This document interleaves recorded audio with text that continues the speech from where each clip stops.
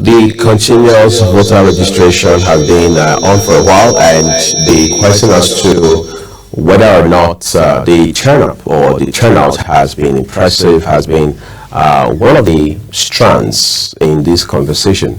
And now that 2027 is just, well, around the corner, at least for politicians, it has become even more important that INEC, of course, as part of its mandates, ramp up registrations, and then awareness is also made for Nigerians to either pick up their PVCs for those that have been processed or get registered to get new PVCs. And then to have this conversation this morning, we are joined via Zoom live from Benin City in Edo State by a former local government chairman, that is talking about Ovia Southwest local government, and someone who also had a stint at the State House of Assembly until the tribunal intervened. That was in 2023, talking about Destiny in Abulele. I'd like to say we appreciate you for taking the time today to join us on Global Morning, Destiny. Yeah, my brother. Let me, from the depth of my heart, appreciate your platform. But thank you for having me. All right, great.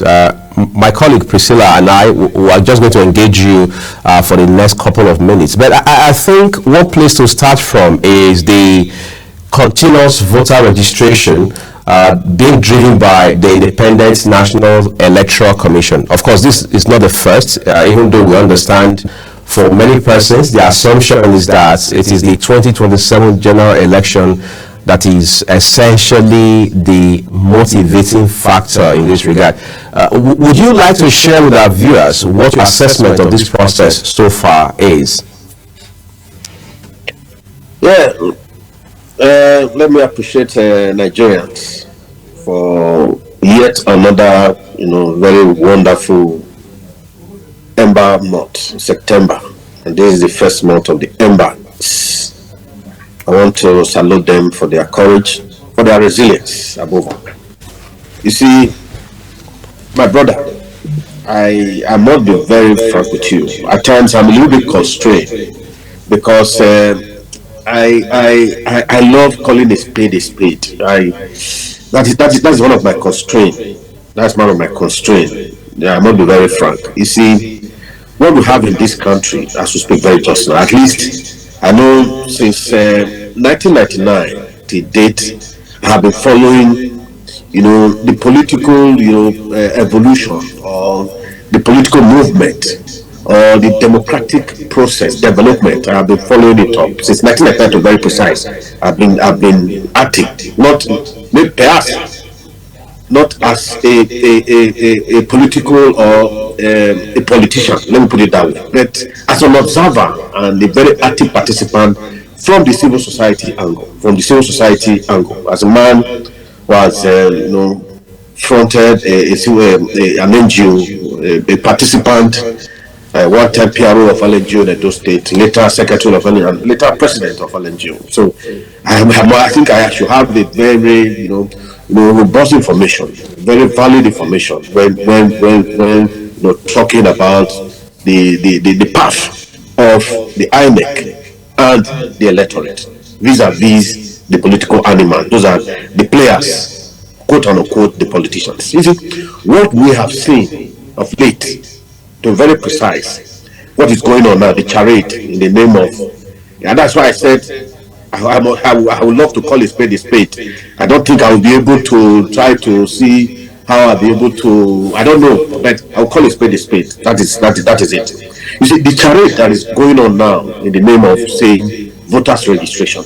As at Thursday last week, or Friday if I'm not mistaken, in the whole of Edo South, the persons, according to them, the registrants, is about 800 in the whole of Edo State. So for me, the people are no longer there with this what you call a democratic process. Not I don't call it a democratic process anymore. I'm not very frank. That's why I said from the very beginning, so that you will guide me, that I will try to see how I can avoid not to call a spade, but it's going to be very difficult for me. I'm not very frank. You see, there is a serious lacuna There is the people, the electorate.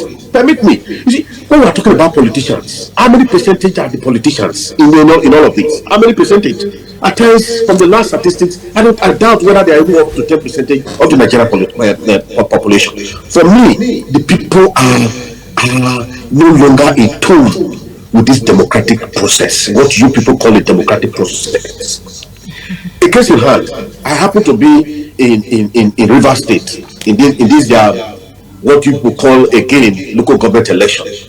Not because of the election. I went there for a private, because of my NGO, for a private interface. I tried to stay back just to have a first-hand information, not the one I will be flipping through the pages of social media. But what I saw, my brother, what I saw, it was disheartening. This morning I'm short of words to describe what I saw in River State. From my brother, I have looked back from what I have read from the very coming up of this democratic process during the Shagari and again the Abiola era and vis-a-vis the 1999 date. My brother, I must say this. This is how not to govern a country. This is how not to govern a country. What we have now, this conspiracy, what we have paraded themselves as men that are presiding over our collective patrimony and our destiny. This is how not to govern a country. And the people are just docile. For me, we are not doing enough as a people. We are not doing enough. I'm not be very frank. From what I saw, I almost shed tears. I'm not be very frank. And again, the INEC on the path. I said as a Friday or Thursday, if I'm not mistaken, the registrant, in terms of the whole of it, you are conversant, you are a new person, you are a new person. In the whole of it, about 7 local government, it's about 800. What does that tell you? That there is a problem with what you call this democratic process. There is a problem. All right. Okay, indeed, a closed mouth is a closed destiny. But I don't think it's an issue of Nigerians not speaking out. A lot of people are talking.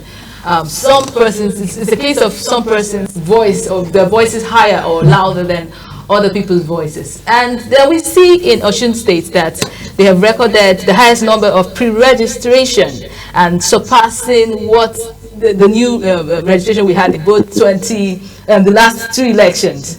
And do you think in any way Osun State is doing something that other states are not doing? My dear sister, it is laughable. In the whole of Southwest, there's what we call this politics of proximity. You see, what you are saying in Osun, originally, history has it that the present man in Aso Rock is originally from Osun State. So what is happening in the whole of the call it where the enclave of the president, the West, is, permit me, is likened to the politics of proximity. And we want to go beyond that. So it's not as if the people are in tune or they are alive with what is happening. They are alive, but in the other way, they are not alive with the current reality. That is the gospel truth. It's not as if because there is enough evidence to show. Because their mind is at the seat as we speak very justly. So there's every tendency of the people, teaching towards the politics of proximity. So for me, I am not. That is not to give it a credit that the INEC is doing enough. You and I know that as we speak very justly, that the INEC is an arm of the ruling party. It is an arm. So for me, that's why I said I must try to use the word that our people will understand this morning, and try to not to use the word that seem to be seen as a foul language. So for me, let's leave it at that. The Osun or the Western states that they are doing, for me, is because of their man is at the start of leadership. Let's talk about an issue that some people are also not speaking out about. There have been calls for councillorship by-elections. For a country that just held by-elections about a fortnight ago, what exactly is this about? Yeah, my brother, I must again give it to your platform. there are three things or three happenings that will call for by-election. It's either the death of a sitting member, the resignation, or the court nullify election. The nullification affects both the sitting member and executive. When I say the executive, whether a council chairman and his vice, or a governor or a president, when the court nullify, there will be an acting either by the speaker and they conduct a fresh election, as the case may be. But the others, it is when there is resignation, death, or nullification. The question you asked the SEC and the man, the INEC governor in Edo State, what informed the by-election? From what I have gathered, and as a stakeholder in the Edo project, these councillors, let me try Oredo for instance, the whole 12 councillors as we speak, they've not been in the office since January, but since December. I am aware that in January they wrote for a recess, that they are going for a recess. But coming back, they were being denied access to their offices. And they have written series of letters. And they have advised them at the point to go see one of APC's forwards before they can be allowed access to office. In this day and age, are we living in a banana republic? Are we living in the stone age? We are not longer in the medieval era. We are not in the medieval era where the emperor decides. No. So for me, and again, if in my local government, for instance, I am aware that it's about 3 seats that they have declared vacant. Master Ward, Ofunama, and Gobasowa Eastward, and Westward, that's Ward 2. The ward of the INEC deputy governor. You see, and I'm fully aware that they've written letter of suspension to these councillors.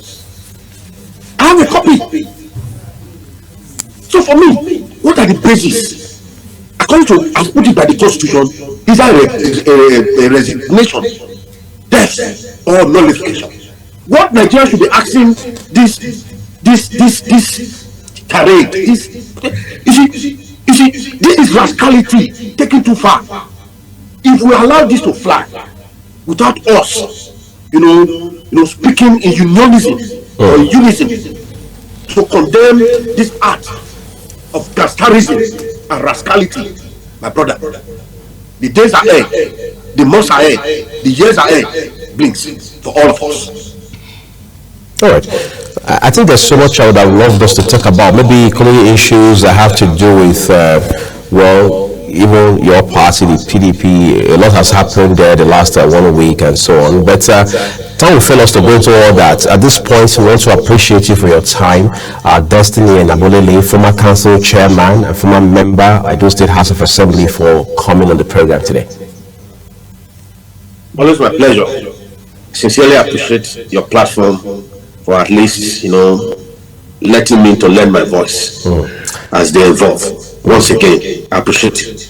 Yeah, thank you very much. All right, have a great day ahead of you. You see, these are the issues with politics and so on and so forth. When you bring somebody from the other side of the divide, they are going to come and lambast again, rail against these issues that he has raised this morning. But in all of this, beyond partisanship and politics, and the important thing, like you said this morning, is to answer, amongst other things, the question of hunger. And we hope governors will make that a priority as well, so that as Priska said this morning, we can begin to now talk about the love for our country. Yes. Incidentally, that's what we're living in this morning on the program, everyone. Just to remind you as well that the views of our guests across all of our programs, including here on Global Morning, are their opinions, and the newspaper headlines that we bring to you on the program are also as published by their respective publishers. I am Uyi Agmofwebe. And I'm Priscilla Obasi. It's been a beautiful morning with you. Thank you for watching, everyone, and we will see you again tomorrow. Bye-bye.